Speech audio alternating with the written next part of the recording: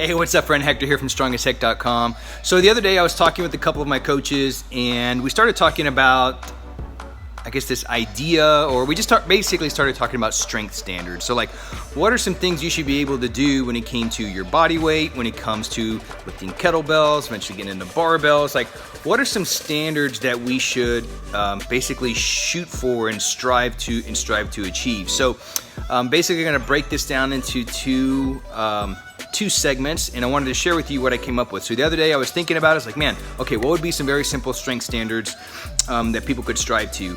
And so here's part one. Basically what I'm going to do is I'm going to break down some very fundamental things that you should be able to do with your body weight.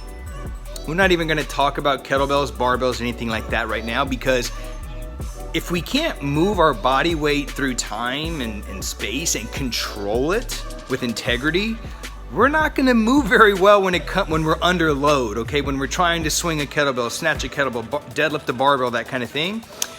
If we can't manage our own body weight and we can't go through very basic ranges of motion, we're not going to have a good time, or the results of lifting some weights is not going to be very good. So what I'm going to do is I'm going to dive right into it. There's 7 strength standards, okay? 7 strength standards on things you should be able to do before you lift your kettlebells for the day. So think of this as like a checklist, all right? So in the blog post, I talk about how my wife has beat me in the head with checklists, okay? This is something that she does a lot when it comes to traveling, going to work, that kind of thing. She always puts these little sticky notepads, Post-its all over the front door, that kind of thing, and she goes through a checklist. And if you think about some of the very impactful professions today, all use checklists, right? Doctors,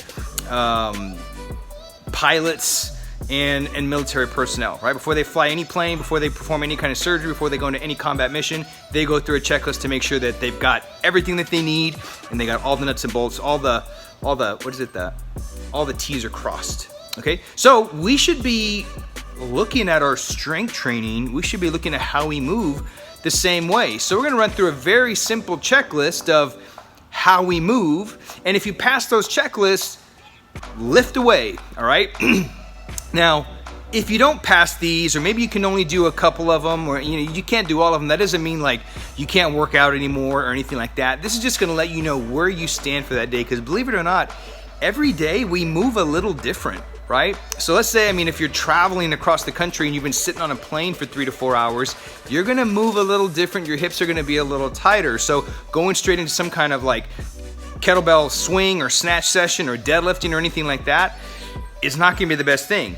Go through this simple little checklist, and just as you run through this, it's actually gonna open your body up and you're gonna be ready to lift. So by no means, if you can't do these, and they're not that hard, very basic stuff, but if you can't do them, doesn't mean that you can't exercise. It just lets you know where you're at for that day. So I'm gonna dive right in, and let's see where we stand. So here we go, 7 strength standards that you should be able to do on a daily basis.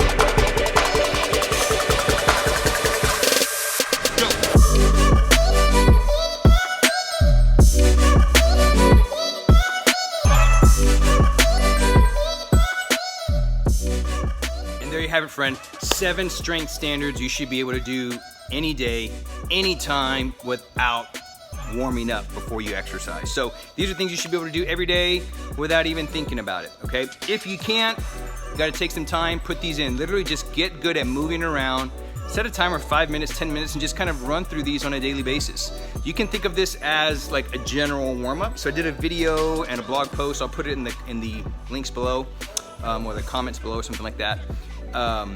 I did a blog post where I talked about the difference between a general warm-up and a specific warm-up. So you can check that out as well, but you can consider this like a general warm-up because it's very general. You're just kind of running through like several different movements and just getting, again, going through a checklist of how you're moving that day, especially if you're getting ready to lift kettlebells, barbells, especially if you're gonna be doing jiu-jitsu. So give that a try.